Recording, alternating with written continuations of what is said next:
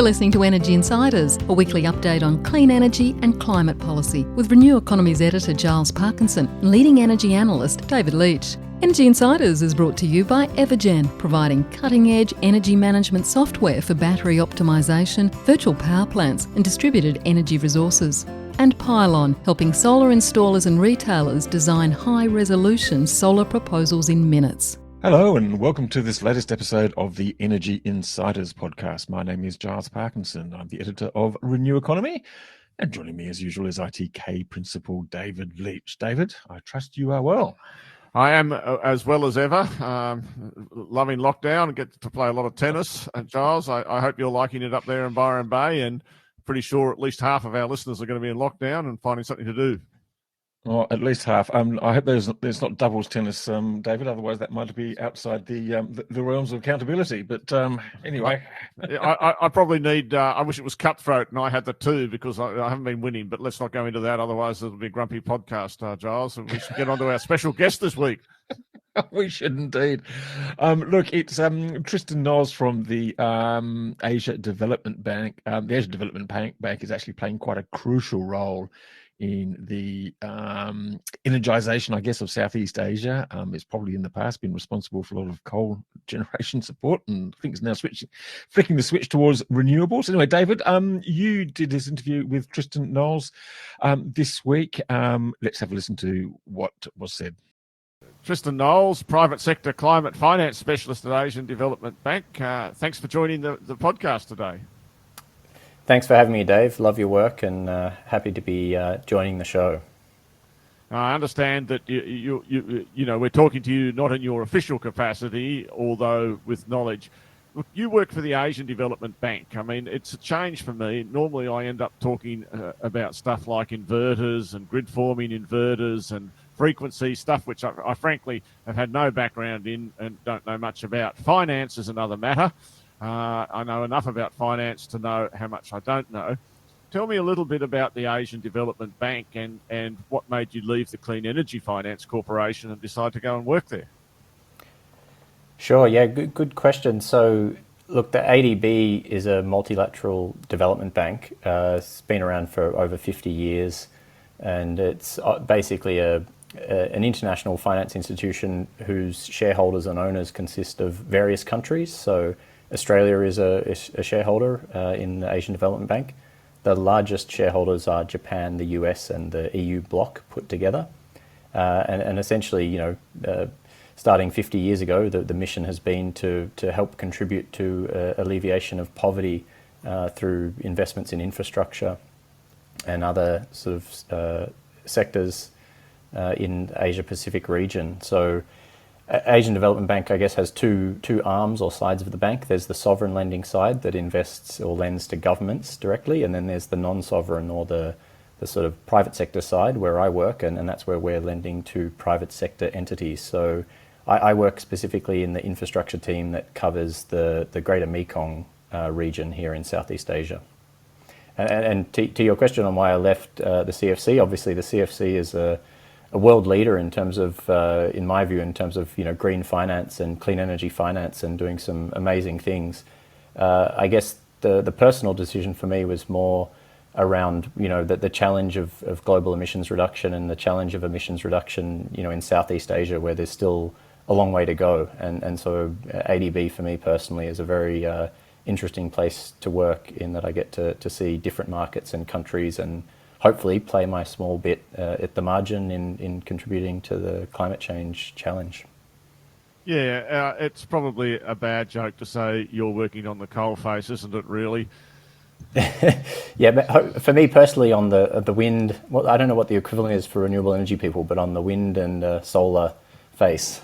Yes, you're under the sun, and because I think I've made this point several times that whereas I look to Europe for policy, and I think the carbon price in Europe and just about everything Europe is doing is the model for the rest of the world. There's no hesitation in saying that.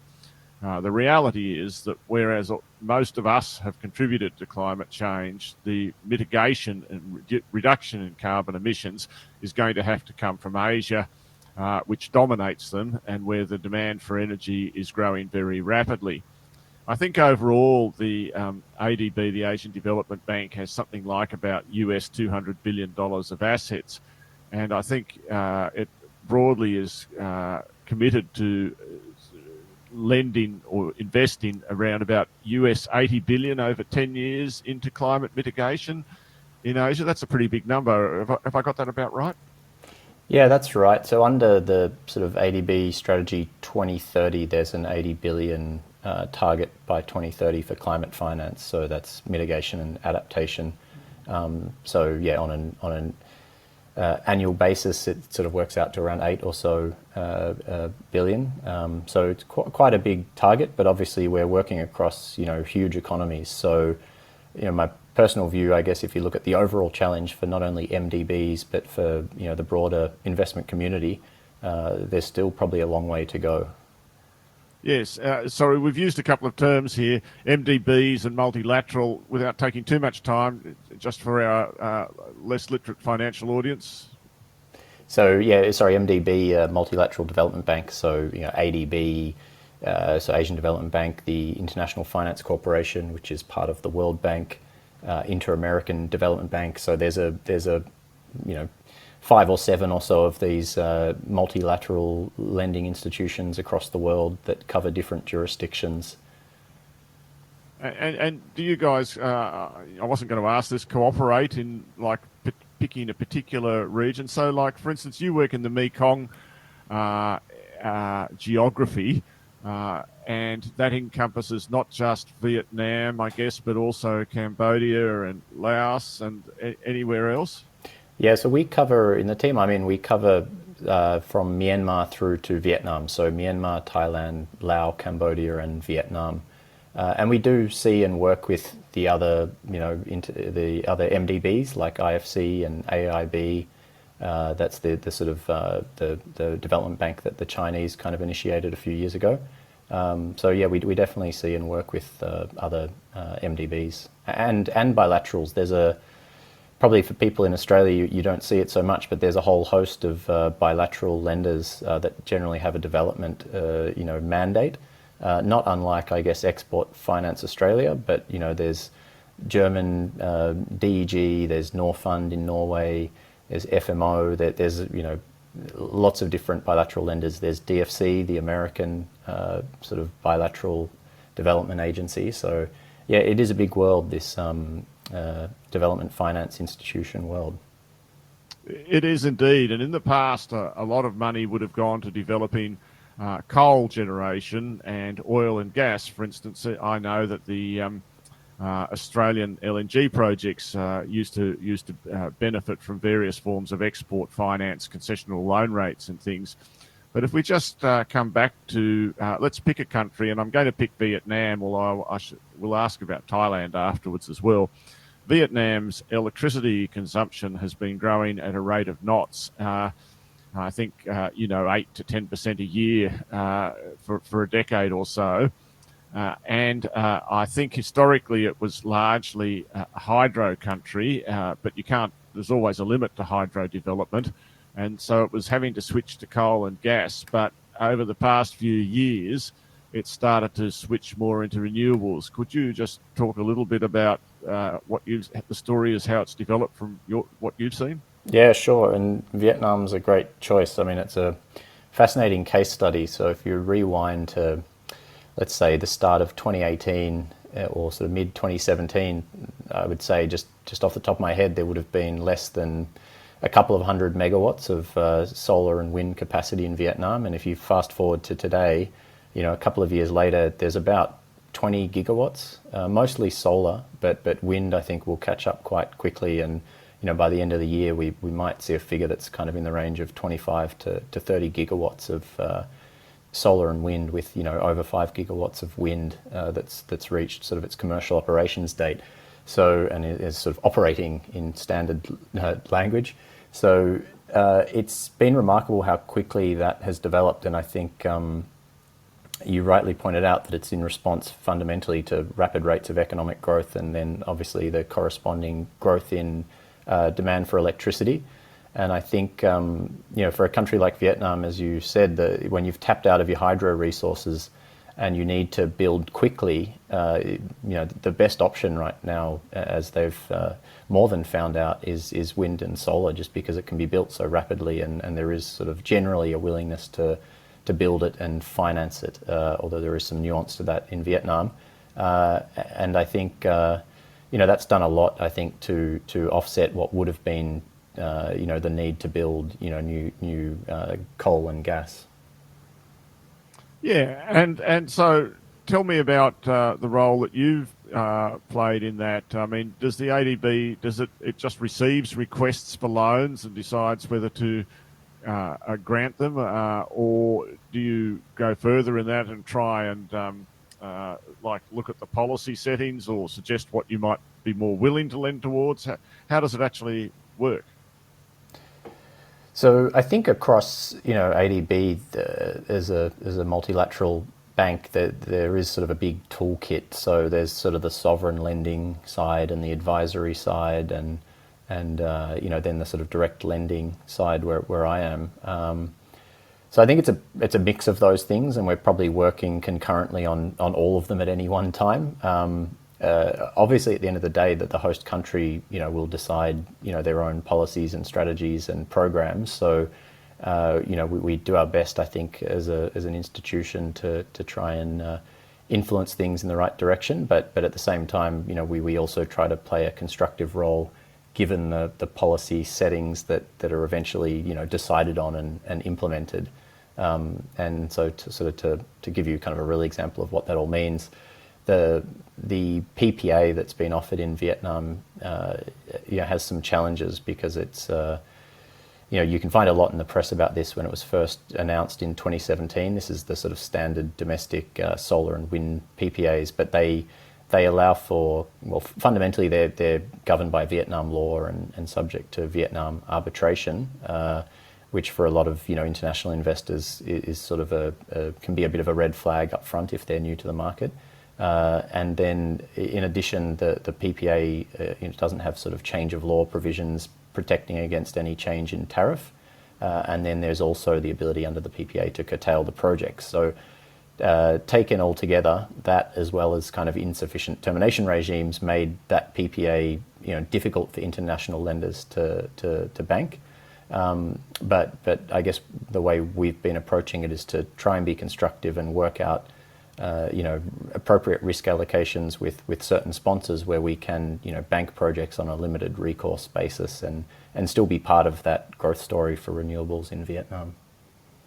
So you can absorb some of those risks because it's within the mandate, and you could be comfortable lending to such projects. And do you team up with any particular equity partner, and go from one project? I mean, can I ask how much, 20 gigawatts is, let's say it's, I don't know, it's probably close to $30 billion worth of investment. How much would ADB have out to that sector? So we've done, and this would all be in the public domain, I guess now, but it's maybe 4 solar projects and 1 wind project to date. And I mean, to be clear, we take some of the risks, but it's also about sort of risk allocation with the sponsors as well. So, there are some risks that we're not willing to take, and we sort of work with sponsors that we think are willing to take those risks because they can take a longer term view on the market, or they're comfortable with the risk. But yeah, with 20 gigawatts, I guess we've probably been involved in the financing of about, I'd say, maybe between 500 and 1,000 megawatts, somewhere in that range. Yeah, it's pretty reasonable. And I don't want to just talk about Vietnam, although it interests me, but I think Vietnam also has a pretty good wind resource, doesn't it? Do you expect to see... well, let's talk about it in the context. I understand Vietnam sort of decides how much to build, more or less. They have this sort of plan, and we're coming up to Plan 8, which was supposed to be released in March or something, but it's now been delayed. What's the prospects for more wind and solar going forward in Vietnam? I think the prospects are looking pretty strong. You'll probably see a change in the approach. So to date, the government's taken sort of a fixed feed-in tariff approach. So basically the way it's worked is that if you can reach COD, which is again sort of project finance jargon, but it just means commercial operations date, the project is established and running and generating power and being paid for that power. If you can reach that milestone by a certain date, the government would, or EVN, I should say, the national utility, would pay you a certain tariff. And those have sort of been declining over time. So if you reached, your COD by June 2019, you got 9.35 cents. If you reached it by, June 2020, it goes down again. And so those have been declining. But what we haven't seen yet in Vietnam, and I think what will probably come next, is a move to more sort of competitive auction procurement. And I suspect that's what we'll see, and what's been sort of telegraphed as what we'll see in PDP8. That's the reverse auctions or tenders, as what I used to call them, that have become, again, developed first in Europe, I suppose, in this space, and have spread out all over the world, and what we saw in Canberra and the like. But I suppose some developers will be quite unhappy about that, because notwithstanding all the difficult terms, 9 US cents, $90 a megawatt hour would look pretty attractive to the average Australian solar would-be developer. Yeah, exactly. But it is, as you rightly pointed out, it's a risk-reward trade-off. And, there has been curtailment of projects in Vietnam. So, But there has been in Australia too. True, actually. I think I've missed a lot of that since I left. But, all the marginal loss factors and all those kind of things that have come to bite. Good stuff, yes. Exciting things that we could talk about in another podcast. Let me move forward then. So I guess the question immediately to me as a policy guy is what about the other countries in the Mekong? Do they see what's happening in Vietnam and see that it's probably working quite well and want to have some of it as well? I mean, Thailand's the obvious example. Probably, I can't remember. I think Vietnam consumes a bit over 200 terawatt hours of electricity, the same as Australia. I don't actually know the Thailand number, but it can't be too much less, if anything. Yeah, I think, look, until the recent sort of expansion in Vietnam, Thailand was sort of the regional leader. So there's about, 3 gigawatts of solar or so, maybe 2 gigawatts of wind in Thailand, just roughly speaking. And so I think they were the leader. Now Vietnam is, well and truly taken over in terms of installed capacity. Each country, I guess, faces its own challenges. So Thailand, the growth rate isn't as high, and also the installed capacity is kind of already there, including a lot of gas capacity. So Thailand, it's a bit like in Australia, where you, sort of to make room for renewables, you kind of need to reduce over time the fossil fuel role in the mix, because you don't have that underlying growth in demand. So Thailand's probably challenged more in a sense that they don't have the rapid growth in demand that Vietnam's seeing. But otherwise, there's certainly a lot more potential in Thailand. And, I could run around every country, but is there any others that Philippines is another one. That's where the ADB's centre is, head office. I suppose it's not really your area, but where else would you point towards as being an exciting place if you were a frontier developer? So I think, just maybe starting with more where I focus on, and then we can step out from there a little bit. But I think there's been some interesting stuff happening in Cambodia. ADB's been involved there in a sort of national solar park, which was the first instance of a reverse auction for solar in the region within a sort of solar park context, which is a bit like our kind of mini version of the renewable energy zones that are being discussed in Australia. So essentially ADB worked through multiple kind of departments to do a solar resource assessment, a grid assessment, and then to fund the cost of the shared services for a sort of solar park and the land and the transmission and substation, and then ran an auction. Our advisory team ran an auction to attract bidders in for the capacity in the solar park, and that process attracted about 20 plus bidders and a price of 3.88 cents per kilowatt hour, which was a regional low, but obviously it had a much improved PPA say, on the Vietnam PPA. So that was kind of the trade-off there. But I think, as you probably see with a lot of the auctions globally, there's just a lot of demand when you structure something, so that it's bankable and you've got a decent off-taker. It's the demand is there, even if the return compression or the returns might be a bit lower. And I think in a market that was becoming, if you talk about frontier, very exciting, was Myanmar.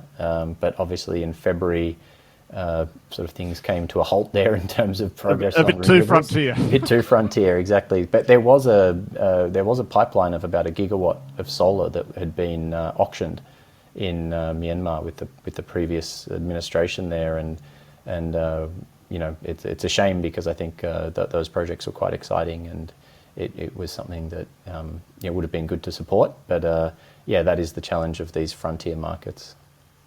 And I guess, Tristan, just stepping away and probably beyond what you'd be comfortable talking about, but I'll ask anyway. I mean, decarbonisation's more than just wind and solar, of course. It's also the other bugbear around the world this year is obviously electric transport, and I guess China to the north there is really big in EVs these days. Does it do, from what you see in the Mekong area, is that also something that is going to get a run? I think so. I mean, the Mekong region, particularly Thailand, Vietnam, they have big automotive manufacturing sectors, including production facilities and supply chain, for the big overseas and Japanese automakers. So I think even the Honda Jazz, among other cars, is made in Thailand and shipped to Australia, and Camrys and things like that. So the ecosystem is here, and I think if you're in the car business, and you're sort of paying attention to climate, it would seem pretty obvious that we're sort of heading in a direction of net zero emissions and more electrification. So I'd say that EV story will have to catch on here eventually. There are some companies that are sort of already doing quite a bit in Thailand and in Vietnam. So there's a company in Thailand called Energy Absolute that is doing some work in e-mobility and EVs, and has sort of invested in a charging network. And there's a company in Vietnam called VinFast that's part of Vingroup, which is the biggest conglomerate in Vietnam, that's also planning to get into the space quite aggressively. So I think you'll definitely see it. But in terms of domestically, it's not like a Norway or anything where new vehicle sales are I don't know what the latest percentages are, but 25-50% or whatever it is in Norway. Well over 50%. Well, I think over 50. Norway is essentially pretty much all electric in terms of new sales now. But I mean, it isn't. It's not a big market. Not like a. Yeah. No, exactly. But I think point being that there's probably not the domestic incentives yet in this region for consumers, but the export incentive is sort of already emerging. Yes. Well, Tristan, I don't know. I mean, I feel we've only been talking for a little while and really only scratched the surface on what's a huge area. We don't even, China's a shareholder in the ADB as well, I think, isn't it? And as is Japan, and Japan's got, there's so much we could talk about. But is there any other, I guess my overall question is, in the areas that you operate, you still feel optimistic that we're going to see continued progress. It's never fast enough, not even cooey, but things are still moving in the right direction. Yeah, look, I think with the sixth IPCC report, definitely the never fast enough is sort of the message of that report, right? So, yeah, I think it's I don't know what the numbers look like in Southeast Asia to sort of get to net zero or substantially towards kind of 100% renewable grids. You'd need a lot more interconnection. You'd need a lot more storage. You'd need probably more on the hydropower. Maybe some pumped hydro as well as the battery and whatever other storage options are available. But I do think we're really only scratching at the surface at the moment. I mean, if you look at contribution to total supply in sort of megawatt hours, it's still quite low. I mean, I don't know the latest figure. Vietnam's been growing rapidly, but it would still be, I'd say, just a hazard a guess, 10 to 15% or so of supply. So we're definitely not at the South Australia or whatever your comparison might be for sort of high penetration of renewables. So there's a long way to go. I think one thing still in Vietnam with the hydro side of things, it's you've got this fantastic opportunity to do the firming. I mean, we mentioned Norway, but the other thing Norway contributes to in Europe is all the hydro resource to firm up all the solar and wind. It's like it does seem a good fit. Yeah, I think so. And you've got kind of hydro, some cross-border hydro in Laos as well. And Laos' kind of mantra is, to be the battery of Asia. Obviously, there's some concerns on sort of mainstream Mekong river hydropower projects, but I think that there is definitely a hydro resource. Thailand also has quite a bit of hydro, including, I think they have one pumped hydro plant, which I even visited and had a look at. So the sort of capacity is there, but it would still need some investment and some sort of repurposing, I think. And I'll just ask about transmission as well. What about not so much within the country transmission development, but sort of regional transmission, Mekong transmission, if I can put it that way? Yeah, there's sort of there are some sort of individual cross-border projects that, create a bit of a regional grid, but I think there's a bigger and I'm sure sort of highly political ASEAN power grid sort of proposal and project that's been running for a few years. So, I think that'll take some time, but you'd think in the end, if you're getting to a high renewables grid, you'd sort of need more resilience and more interconnection, like in sort of all markets where you have higher levels of renewables. So I'm just looking at a map now that's sort of on this ASEAN power grid, and it has some more connections basically running down between Laos and Vietnam, more connection running between Thailand and Myanmar, and then even a connection running across from Malaysia to Sumatra in Indonesia. So that's going west, and then also a connection running potentially from Malaysia, Peninsular Malaysia, over to sort of Malaysian Borneo. Some interesting long-term potential there. But not run to Singapore, or else the guys up in the Northern Territory will get a bit nervous. But we'll have to see how that goes. Well, Tristan, it's been a great conversation. It's not an area I know enough about. I'm sure many of our listeners won't have thought a lot about power renewable development in Southeast Asia, but it's an incredibly important area, and it's yet another one of the battlegrounds, if you want to put it that way, between coal exports from Australia and local renewable development. And it's been great chatting. Thanks very much for taking the time to talk to us. Thanks, Dave. Nice to catch up and have a chat. And that was Tristan Knowles from the Asia Development Bank. David, look, really interesting interview, actually. Going to be fascinating to see what they actually come up with towards the end of this year as far as designing a scheme for coal exits. What was your big take from it? My big take is that,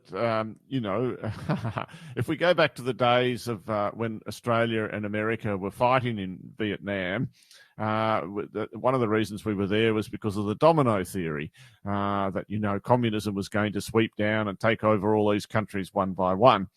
And it's really, it's not directly related to electricity, but I do think, when we look at Afghanistan today, just completely off the topic, that would it still be better if America was still in Vietnam? I don't think anyone really would think that, especially not the Vietnamese.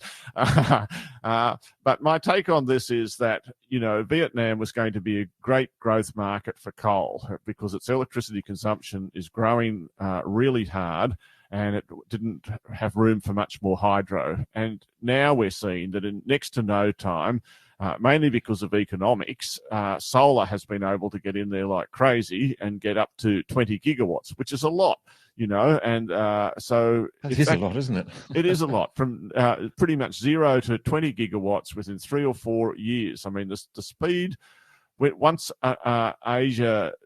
once Vietnam, and the same would be said of China, I suppose, really go for something, they go good and hard. And so this can happen in other countries. I think India is another one that we don't talk enough about, where a lot is going on. So that was my big take from it.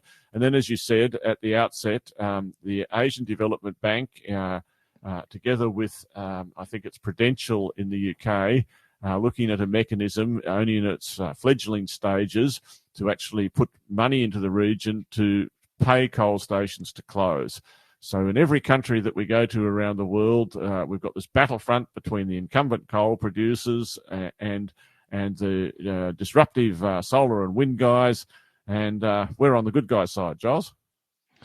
Well, we are. Look, and it'd be very similar, I'd imagine, to the to what's happening in Germany. I mean, we just saw recently a coal-fired power station, a hard coal power station, just completed 6 years ago, has already just sort of signed up to exit, gets payment to close down early.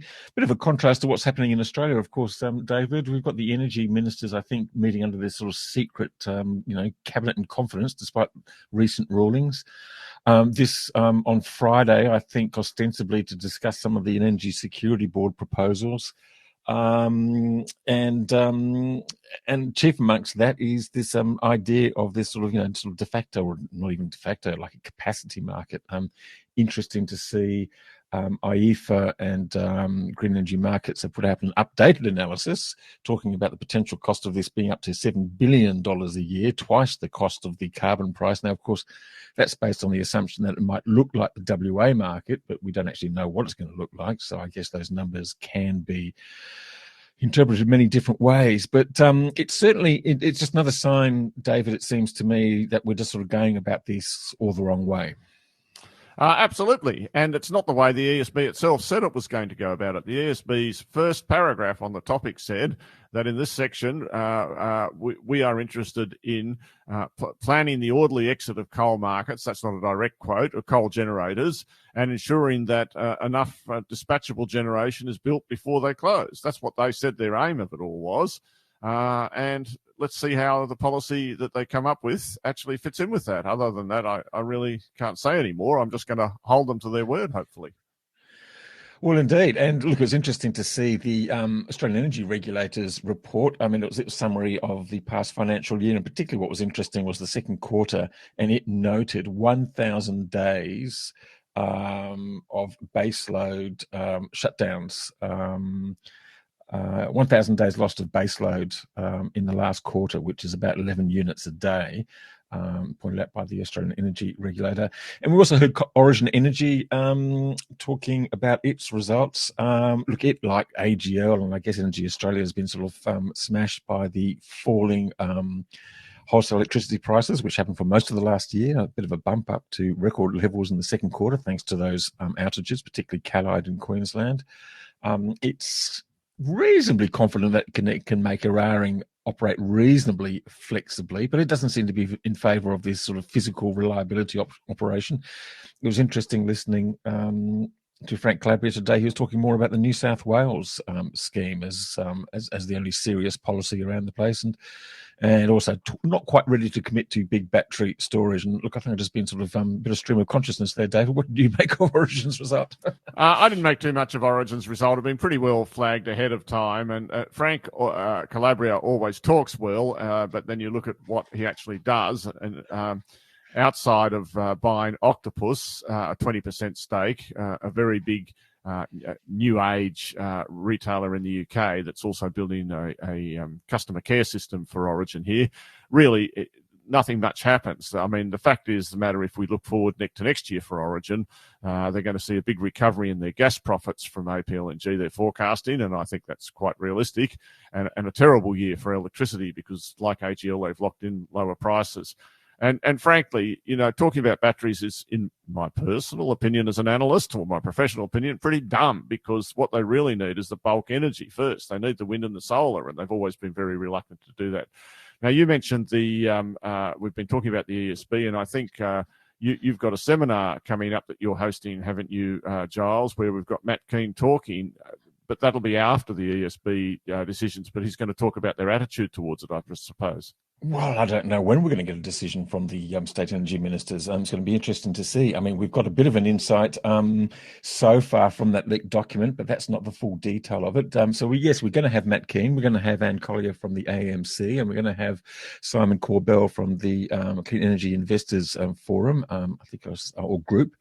So, look, it's a lot of people are interested. We've got more than 1,500 people already registered for that. So it should be a great little Well, webinar. I'm interested, Giles. Now, also, we're talking about coal unreliability.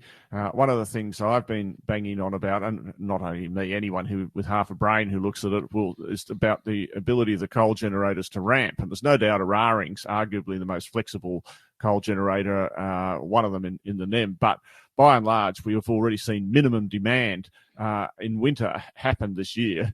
And we're already seeing solar prices in the middle of the day back to negative level, or electricity prices.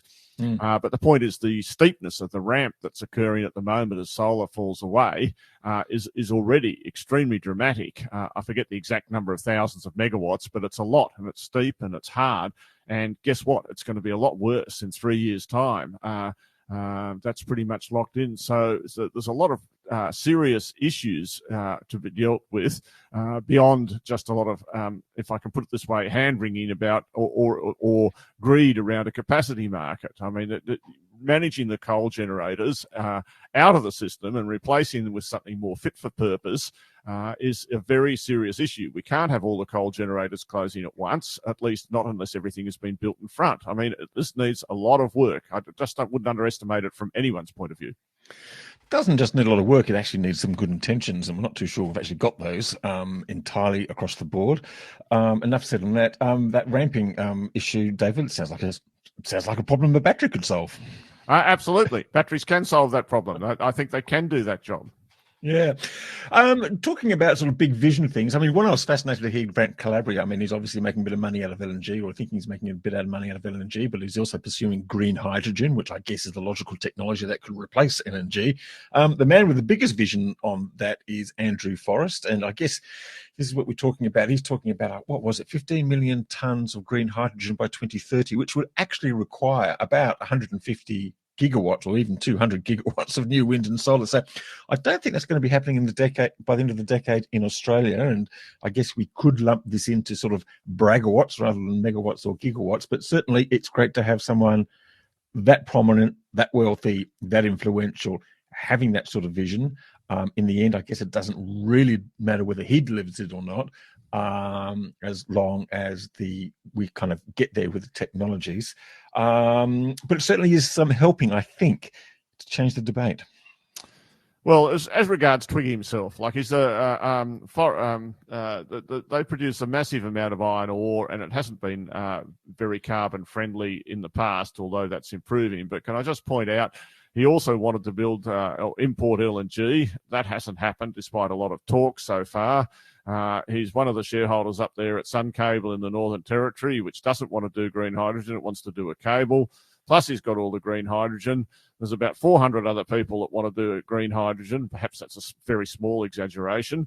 I don't actually think producing the green hydrogen is necessarily going to be the issue. The question is the demand for it, because the price that you can produce it at is a long way north of anything at the moment. And then you've got the shipping costs and everything. So we hope to maybe ammonia is the answer, but ammonia's got its own set of issues as well. There's a lot of challenges in front of this, but yes, it is great to see Twiggy out there beating drums and talking very loudly. That's wonderful, and if it's doing it with his own dollars, that's also wonderful. Excellent. David, I think, unless you've got anything else to add before the end of this podcast, but I think we've probably taken up enough people's time, and we've got another good guest coming up next week. We're doing our tour around the world, Giles. Unfortunately, it's got to be a podcast tour, but I hope we're off to the USA next week. Look forward to hearing that. Thank you very much to you, David. Thank you also to our sponsors, Evergen and Pylon, of course, for their ongoing support. Thanks to all the listeners, everyone out there. I hope you're making it through lockdown as best you can. Might be going on for a while, at least in certain places. But we will certainly be back again next week. Bye for now. And Energy Insiders was brought to you by Evergen, the market-leading renewable energy software business that optimises residential and commercial solar and battery systems. Evergen enables large numbers of systems to operate as a single fleet, so network operators can use them as a virtual power plant, generating significant value for consumers, network operators and the energy system as a whole. Evergen software is powering the energy system of the future. Energy Insiders was also brought to you by Pylon. Pylon provides easy-to-use solar design software for installers and retailers with pay-as-you-go pricing, no monthly cost and no lock-in contracts. Join Australia's top solar companies who trust Pylon to design high-resolution, CEC-ready solar proposals.